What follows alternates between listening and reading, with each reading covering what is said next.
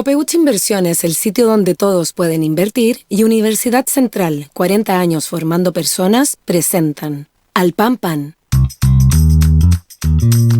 En el Mostrador Radio, debate y conversación para comenzar la mañana. Al Pan Pan, con Mirna Schindler. Entrevistas políticas con los actores de hoy. El Mostrador, información con la independencia que nos caracteriza. ¿Qué tal? ¿Cómo están ustedes? Muy buenos días. Comenzamos un nuevo programa aquí en Al Pan Pan, en el Mostrador.cl, en este jueves 29 de junio. ¿Cómo pasa el tiempo? Ya se está terminando el mes. Y queremos partir, por supuesto, con uno de los temas que ha sido más complejos, ¿no?, para el gobierno, que tiene que ver con la situación que afecta a uno de los partidos neurálgicos, como es Revolución Democrática. Se conocen nuevos elementos. Ayer la directiva del partido, que está conducido, ustedes saben, por el senador Juan Ignacio Latorre, pasó a la ofensiva después de haber tenido una postura bastante errática en los primeros días, y definitivamente le quita el piso a la diputada Catalina Pérez. Queremos hablar de los alcances que esto tiene, cuán dañada se ve la marca Revolución Democrática, con un analista político de la casa. Además, él es académico de la Universidad Central y director de Data Influye. Estoy hablando de Axel Callis, que paso a saludar solo por audio. Axel, ¿cómo estás? Muy buenos días. Hola, buenos días, Mirna, ¿qué tal? Sí, o sea, si pongo la imagen, se me puede ir, puedo perderlo todo.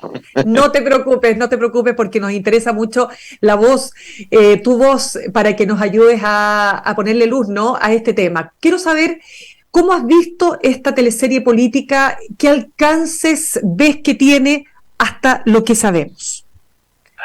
A ver, uno ya tiene como cierto aprendizaje con respecto a los escándalos de corrupción o escándalos de este tipo.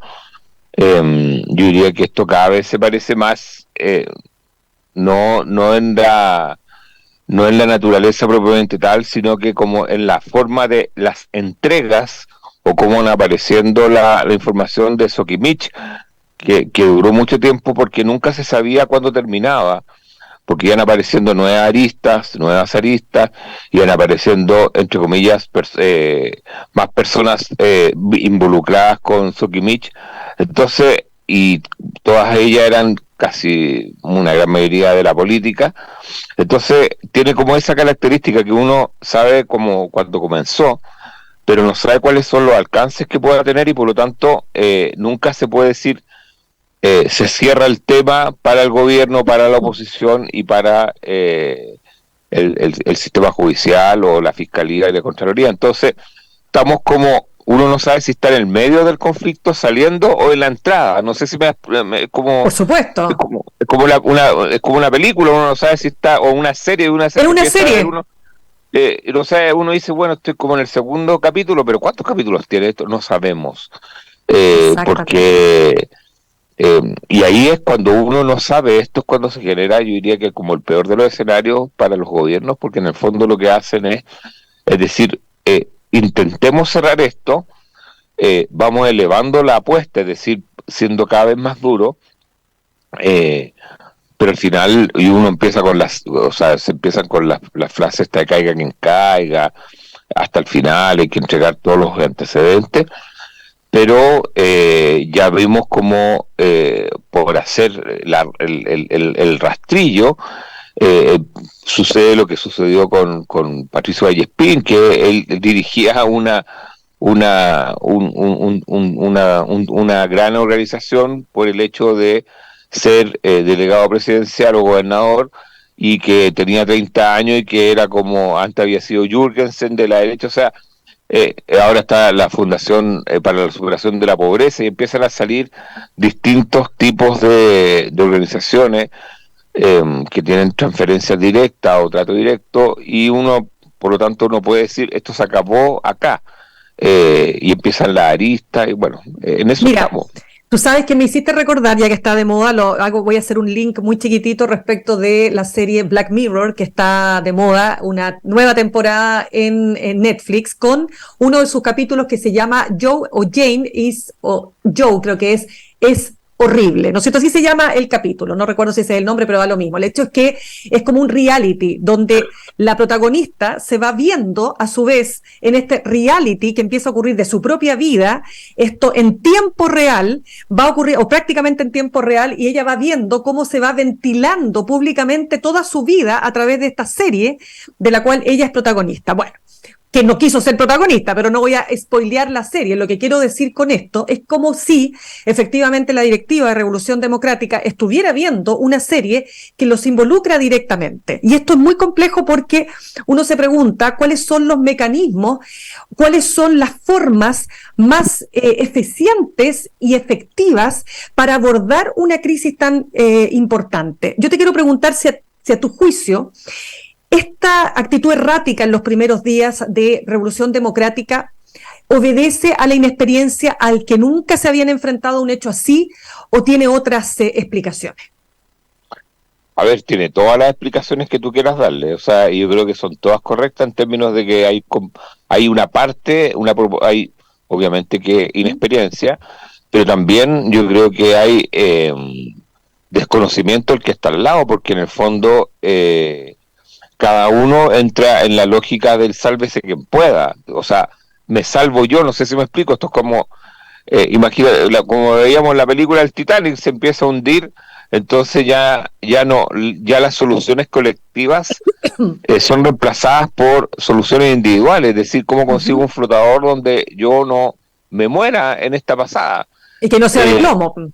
Y claro, que no sea de plomo. Bueno, entonces, al principio yo creo que empiezan con... Bueno, yo creo que ha sido muy lamentable la actuación del senador Latorre, el presidente del partido, que cada día que sucede tiene que ir aumentando el tamaño y la envergadura de sus dichos con respecto a lo que tiene que hacer. Al principio era un error o una desprolijidad, y bueno, ya ahora ya es desconociendo a Catalina Pérez, que era la otra presidenta que tuvo RD durante mucho tiempo. Entonces van apareciendo fórmulas de convivencia en la toma de decisiones que tienen que ver poco con las institucionalidades políticas y más bien con la lógica de los amigos. No sé si me explico, o sea, como que todo está hecho como entre relaciones cercanas, muy demasiado estrecha, y eso hace que las lealtades hayan sido al principio muy cercanas, pero luego empieza, como te digo yo, en esta lógica de cómo me salvo yo, y yo creo que estamos entrando en la fase de las traiciones, es decir, cuando se pegan, la expresidenta Catalina Pérez habla poco menos que al pololo y a su ex hombre de confianza, poco menos que era un tema de hombre y no lo conocía. Ya empieza uno acá al absurdo, y que el senador Latorre, que está ahí todos los días con Catalina Pérez, que poco menos que no tiene ninguna relación, uno dice, bueno, claro, es que entraron en la lógica Sokimich, que es como que empiezan a denunciarse cruzadamente. Bueno, de hecho, fíjate que nosotros entrevistamos al senador Juan Ignacio Latorre exactamente hace una semana, y él decía en esa entrevista: Catalina Pérez no tiene por qué hacerse responsable por más que sea su círculo cercano. Ayer es muy poco probable que no supiera, es su círculo cercano. ¿Cómo evalúas esta vuelta carnero, o como quiera llamársele? O sea, porque ahí claramente es porque Catalina Pérez o los contratos que debe haber involucrado a Revolución Democrática, porque acá la pregunta es, si esto es una conducta, llamémosle colectiva, es decir, había una lógica de decir, entreguemos proyectos a instituciones del partido o a personas del partido para fines electorales, es decir, financiar campañas, financiar X cosas, o lucrar derechamente, así sacar plata para ellos, corrupción pura y dura, esto se transformó en una especie de estilo de hacer la política, donde le pasas tú los proyectos a las fundaciones donde están tus amigos. Eso todavía eso lo va a dilucidar la justicia, es decir, saber si existe un modus operandi que sea para más instituciones o un caso encapsulado que se llama. Lo que ha tratado de hacer Revolución Democrática los últimos 3 días es encapsular el caso para tratar de que no escale al gobierno. El presidente ha sido bastante enérgico en eso, pero en general, voy a decirlo, no le voy a poner el rótulo de opinión pública, voy a decirlo como se dice en jerga, la gallá, que es con una expresión distinta a opinión pública, porque la opinión pública suena como muy decente, pero aquí estamos hablando, entiende que esto ya salpicó al gobierno. Claro, es decir, que no es posible. Esto escaló a un estilo generacional, a un estilo de hacer la política, porque claro, uno puede decir, bueno, pero esto también es como lo que pasó con Karina Oliva, y también eran jóvenes, y también eran idealistas, y también querían sacar a los que estaban antes. Entonces uno empieza a ver lógicas que no tienen la misma perspectiva desde el punto de vista de los fines, porque uno era una campaña electoral donde claramente fue como se determinaron los gastos de campaña, en el caso de Karina Oliva, de comunes, y acá estamos hablando de fundaciones. Y hay que ver hasta dónde llega esto. Eso es como lo segundo. Claro. Y lo tercero es cómo de una otra forma empieza a afectar lo que tú dijiste al principio, es decir, acá hay elecciones municipales el próximo año, los alcaldes están indignados por lo que yo he visto y he leído, me refiero, la RD tiene comunas importantes como Viña del Mar, Ñuñoa, Maipú y un par más chicas. Entonces no estamos hablando de comunas, estamos hablando de comunas de medio millón de personas. ¿Y esto les podría golpear así en la línea de flotación? No te digo al partido, porque claramente lo golpea la línea de flotación, estoy pensando en los alcaldes. O sea, depende de cuánto dure el conflicto, depende de cuánto dure esta crisis, porque si es una crisis que se cierra en los próximos 2 semanas, los electores chilenos tienen súper mala memoria, o sea, eso es como... Lo sabemos. Hemos visto muertos cargando adobe, así se dice, ¿no? Exactamente, o sea, en general los electores en Chile, o sea... Y hay electores que derechamente no les importa. Hemos visto alcaldes reelegirse que tienen, pero no uno, sino que, no sé, 20, 30 procesos abiertos y con demanda de abandono de deber y que sacan unas votaciones increíbles. Entonces, o alcaldesas también. Y en ese sentido, pero lo que va a suceder acá es que la campaña municipal se va a teñir de este tema seguramente hacia el Frente Amplio, es decir, el Frente Amplio no va a poder llegar o seguir diciendo, bueno, somos un partido impoluto, no tenemos un historial de corrupción, ahora hay un historial de corrupción, tenemos a Comunes, tenemos a Revolución Democrática, que son 2 de los 3 partidos ejes del Frente Amplio. Entonces ya tenemos, por decirlo corto, dos casos que uno, o sea, de 2 de los 3 partidos más importantes del Frente Amplio. Entonces claramente deja en una posición poco competitiva de cara a las próximas elecciones municipales. Claro, Axel, hay realmente, cuando estalla un tema como este, ¿no? ¿Hay posibilidades de que el gobierno pueda establecer un cortafuego o es imposible? O sea, le va a salpicar los fuegos, digamos, que se generan a partir de este conflicto, como dices tú, que no sabemos si va a durar 2 semanas o si va a durar todo lo que duró el caso Cabal, por ejemplo, para efectos de lo que fue la presidenta Bachelet. Es que por mientras tenga miembros de Revolución Democrática en cargo importante, la posibilidad del salpique, entre comillas, es muy alta. En términos de que, no sé, por ejemplo, veíamos como en estas fundaciones habían académicos que empezaron a renunciar así, pero habían académicos como de primer nivel. Entonces Y para la opinión pública, siempre la opinión pública dice, están todos metidos. O sea, claro. Son todos ladrones. No es que, él se dedica a publicar libros, él no, o sea, si tú apareces en los directorios de las fundaciones, estás metido. Totalmente. Entonces, la pregunta es, lo que tendría que haber hecho el gobierno, haber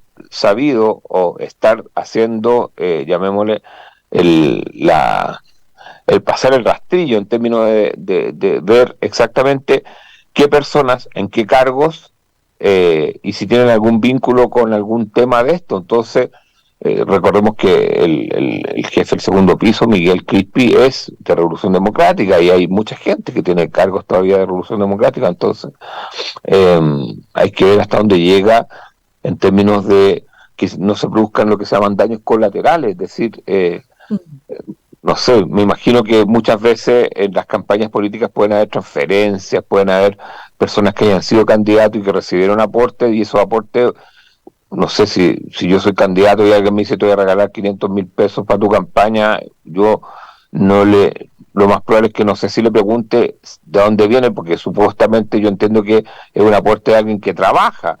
Entonces, todas esas cosas pueden ocurrir. Y ahí dimensionar la expansión de esta explosión es difícil, súper difícil. Ya, pues, y ahí entonces, ¿cómo has visto, primero, al presidente? Y segundo, independiente que no tenemos cómo efectivamente asegurar si este va a ser un conflicto que se encapsula y en 2 semanas, parece muy poco probable, entre paréntesis, pero si así fuera, o se va a extender, ¿cuánto dirías tú va a afectar también al propio presidente, no? O sea, yo creo que hace rato ya el presidente está gobernando con una aprobación de los propios. O sea, eso ya yo diría que es el mes de enero. No, claro, sí, enero, yo diría que con los indultos el gobierno bajó a una aprobación que es cuando me refiero a los propios, es del núcleo duro, de la Prodignidad y gente del Partido Socialista o del Socialismo Democrático. La centro-izquierda e izquierda en Chile es más que el 30%, es decir, recordemos que la elección del 2021 sacó casi el 49-50% de izquierda centro-izquierda. Entonces la pregunta es, ¿se fueron esas personas? Gabriel Boric en la elección del 2021, cuando en la segunda vuelta sacó más de 4 millones de votos, entonces en un escenario de voto voluntario que es mucho, 4,6 millones. Entonces, la pregunta que nos tenemos que hacer, bueno, ¿qué pasó?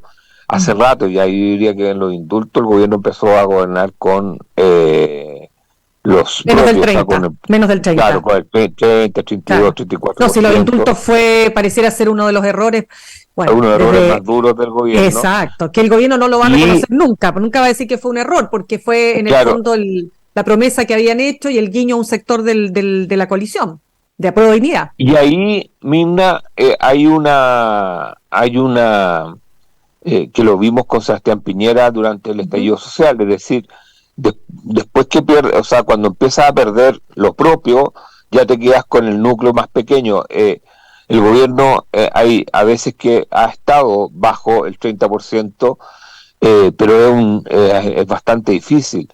Pero ahora en esta dimensión ética, en esta dimensión que tiene que ver con una forma de ver la vida, podría bajar un poquito más. Eso es lo que te quiero decir. Es decir, porque, claro, hasta el minuto la aprobación del gobierno y la adhesión al gobierno estaba concentrada en su núcleo duro, que son varios partidos, o sea, Pro Dignidad, más el Socialismo Democrático, estamos hablando de casi 10, 12 partidos, un 30% es como lo mínimo.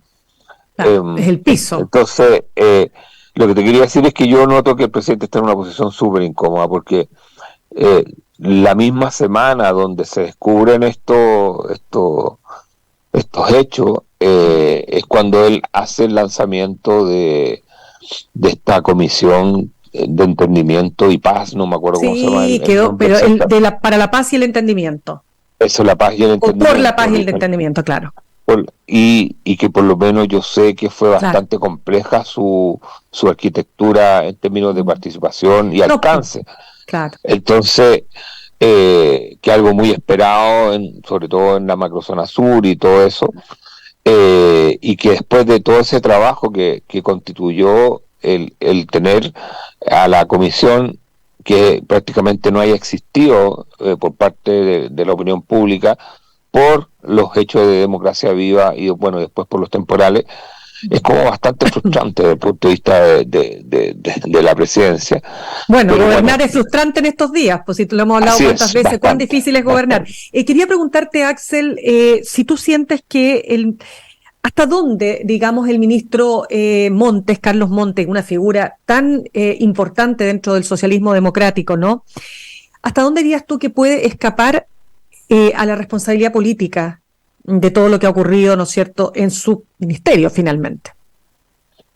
A ver, Carlos Montes yo creo que está gozando de su prestigio, de su trayectoria y de su experiencia para moverse en esta crisis. Voy a decirlo de otra forma. Uh-huh. Si la antítesis de esto fue Marcela Ríos, no sé si me explico, o sea, son distintos casos. La exministra de Justicia. Claro, o sea, ministro de Justicia, o sea, otro ministro sin la red, la experiencia, el nivel de aplomo que tiene con respecto a las relaciones con la oposición, sobre todo, ya estaría con una acusación constitucional, o sea, ya estarían los anuncios de... ¿Y qué crees tú que lo ha frenado? Porque no cuesta nada para la oposición hoy día levantar una acusación constitucional. Sí, yo creo que es distinto acusar al ministro Ávila, o acusar, ya porque en este gobierno ya han acusado a Giorgio Jackson, ministro Ávila, Isquia Siches, y me falta uno. Y Marcela Ríos, no, creo Marcela Ríos, sí. No alcanzó porque porque salió, ¿o no? Sí. Claro, entonces en ese sentido, acusar a Carlos Montes es ya tiene otro precio, no sé si me explico, o sea, porque en el fondo recordemos que hay que generar los capítulos, y lo primero que se vota es la cuestión previa en la Cámara de Diputados. Y para tener clara, en términos jurídicos, la pertinencia de la acusación hay que tener la evidencia sobre la mesa. No sé si me explico, o sea, no es que acusémoslo constitucionalmente, sino que tiene que haber una serie de pruebas, tienen que haber una serie de actos jurídicos que sean constatables en términos de la Cámara acusadora, como es la Cámara de Diputados, y estamos recién comenzando la investigación, entonces lo más probable es que esto después podría derivar, a lo mejor la oposición se tienta, pero yo diría que la oposición más joven, que es la que menos conoce a Carlos Montes, porque Carlos Montes es una persona que estuvo 30 años en el Parlamento, conoce a todo el mundo y por lo tanto hay afectos bastante grandes y un respeto bastante grande. Entonces, si van a ir por Carlos Montes, tienen que estar muy bien preparados. Axel, y eso todavía no se puede hacer, como te decía, porque no sabemos en qué capítulo estamos y todavía no tenemos resultados ni de Contraloría ni de la Fiscalía. Absolutamente. Axel, te quiero preguntar en términos de la marca RD. ¿Cómo ves tú el futuro, ¿no?, de esta colectividad, partiendo por su marca y siguiendo por su permanencia como partido Revolución Democrática? O sea, yo creo que ahora, ya que están tan enojados por la propuesta del presidente Boric de fusionarse como Frente Amplio, porque vimos que habían voces que decían, no, ¿cómo no nos consultan? A mí es como, me parece como típico de la lógica de los montoneros, así como personas, muchos liderazgos, muchos grupos, pero que hacia afuera no se ven como grandes diferencias. Yo creo que ahora lo van a pensar, porque en el fondo el daño a la marca RD es significativo, y en ese sentido el a lo mejor cobijarse en una marca nueva como el Frente Amplio.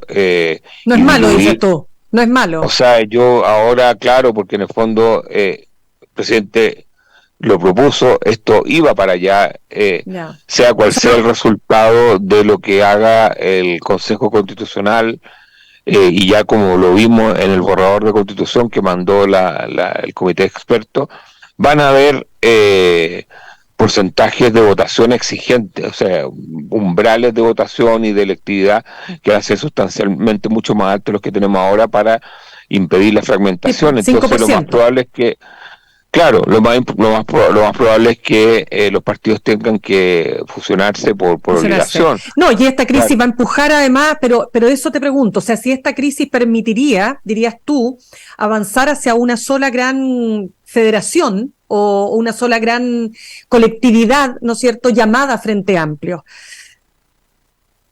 Yo creo que lo primero que tienen que hacer es ver qué va a pasar con el Consejo Constitucional y con la propuesta de Constitución que salga ahí, porque lo que vimos que al principio todo el mundo estaba súper en sintonía en tratar de promover las medidas antifragmentación, pero después con los artículos transitorios y todo eso se fue como diluyendo, porque aparecen las calculadoras, o sea, acá aparece como las identidades y los etos partidarios que dicen, oye, pero ¿cómo 5% es mucho?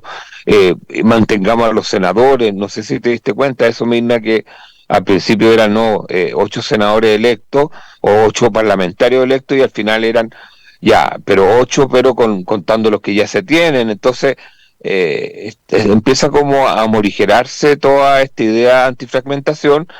Y vamos a ver lo que sucede en el Consejo Constitucional, porque si siguen, llamémosle, bajándole la intensidad, a lo mejor vamos a llegar con una propuesta de ley que es bastante parecida a lo que hay ahora, y lo que hay ahora promueve que cada uno tenga su boliche, su partido pyme y siga operando como si nada.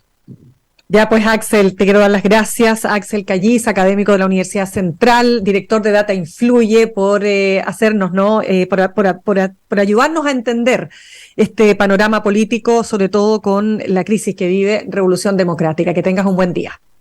Chao, Mirna, buen día. Que estés bien, cuídate mucho. Bien, vamos a saludar a esta hora a nuestros auspiciadores. Copeuch Inversiones te ayuda a cumplir tus metas desde 1.500 pesos y con una comisión que se acomoda a tu bolsillo. 100% digital, fácil de usar, te acompaña y con el completo control de tus fondos. Copeuch.cl, el sitio donde todos pueden invertir. Universidad Central, 40 años formando personas. Ven a vivir la experiencia USEN. Para los que buscan avanzar, posgrados USEN, acreditada y adscrita a gratuidad. Conoce más en posgradosusen.cl. Nos vamos al corte y al regreso estaremos conversando con la diputada de Revolución Democrática por la región de la Araucanía, Erika Ñanco. Ya regresamos. En instantes, una nueva entrevista en